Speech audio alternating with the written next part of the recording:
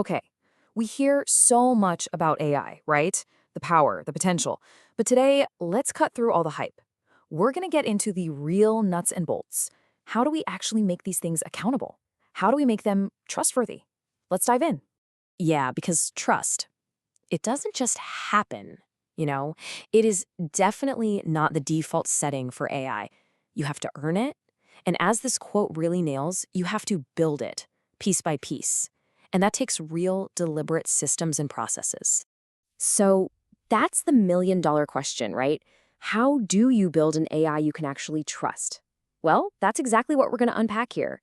We're going on a journey from these big, abstract ideas all the way down to what this looks like in the real world. And our journey starts with this really foundational idea. Every single organization that uses AI needs some kind of management system, a set of rules for the road. You can almost think of it like an operating system, but for responsibility. And that operating system actually has a name, ISO/IEC 42001. Now I know that sounds a little technical, but it's basically a global standard, a blueprint. And the analogy holds up. Just like your computer is pretty useless without Windows or Mac OS, an organization needs a framework like this one to make sure its AI is actually running safely and ethically. So what does this big standard actually involve? Well, it boils down to 4 pretty manageable steps. First, you need leadership to be all in. Then, you have to do a really thorough risk assessment. After that, you're constantly monitoring what's happening. And the last one is absolutely crucial. You document everything to keep it all transparent. Okay, so theory is one thing, but let's see how this stuff actually plays out when the stakes are incredibly high. We're going to look at a company called MedSure. They're a healthcare provider, and for them, AI decisions can literally mean life or death for over 10 million patients. No pressure, right? So MedSur was facing like the perfect storm. You had clinicians worried about these black box decisions, when the AI spits out an answer and no one can explain why. Regulators were starting to ask some really tough questions.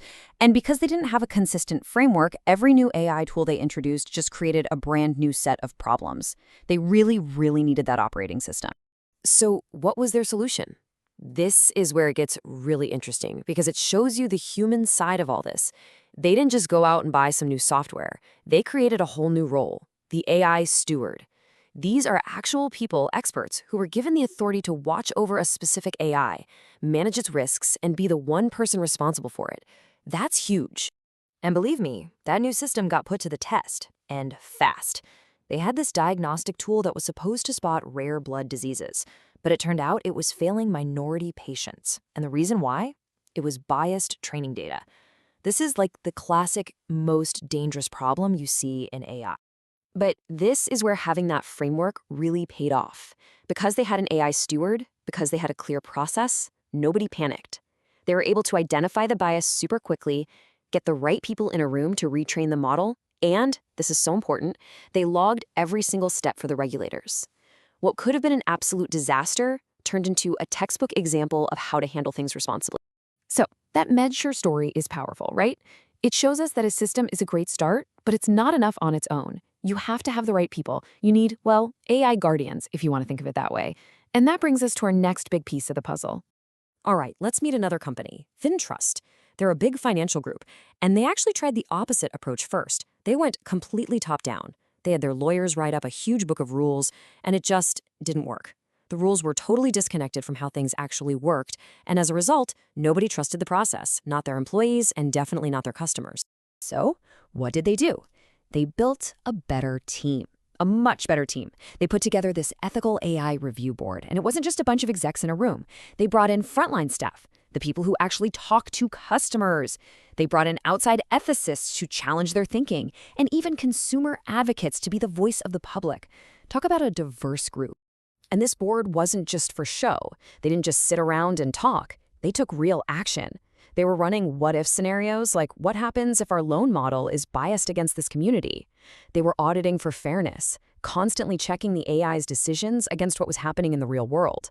And they made a clear playbook for when the AI messes up, because it will, so everyone knew exactly what to do. Okay, so we've got the internal system and we've got the people. Those are two huge pieces. But of course, companies don't exist in a vacuum, right? There's this whole other layer of pressure coming from outside, laws and regulations. Let's see how that all connects. And what's so cool is how these things align. Look at this. On one side, you have the internal stuff you're doing, like following that ISO standard. On the other, you have the big legal requirements, like the super strict EU AI Act, and they just map onto each other. If you're already doing risk assessments internally, you're prepared for the legal demands about bias. If you're documenting everything, boom, you're ready for an audit. Doing the right thing internally sets you up for success externally. Let's make this super real with another story. Picture this, the city of Aldermere. They want to start using facial recognition tech. I mean, that's about as high risk as AI gets. Public trust was already in the gutter, and the legal risks were through the roof. Now, instead of just bulldozing ahead, they did something really smart. Their very first step was to make a simple compliance checklist. Before a single camera went up, they started asking the hard questions. What are we really using this for? Where's the proof that it's fair? And maybe most importantly, what happens when it's wrong? How can a regular person appeal an error? It was such a simple, proactive way to approach it. And you know what? That little checklist immediately uncovered massive problems. It turned out there was no clear way for someone to say, hey, your algorithm made a mistake. Their privacy policies were super vague. And get this, they hadn't even talked to the communities that would be living under this system every day. Huge, critical gaps. So what happened? They hit the brakes, hard. They held open forums with the community. They actually listened. And then they went back to the drawing board and built a totally different system. One with a real appeals process and genuine transparency. That checklist didn't kill the project. It transformed it. It took a really scary idea and turned it into something the public could actually trust. All right, for this last part, let's zoom all the way out. Because all of these stories, from a hospital to a bank to a city, they're not just isolated incidents. They're all part of a bigger picture. This is how we start building trust, not just locally, but on a global scale. It's all connected. And when you look across all of these examples, the benefits are just so clear. When you do governance right, you're ready for the regulators. Your own team actually trusts the tools they have to use every day. And your customers, they become way more loyal because they know you're not cutting corners. It's truly a win-win-win. Which brings us to probably the single most important thing to remember from all of this. Responsible AI, it's not a slogan. It's not a press release or some vague ethics statement you stick on your website.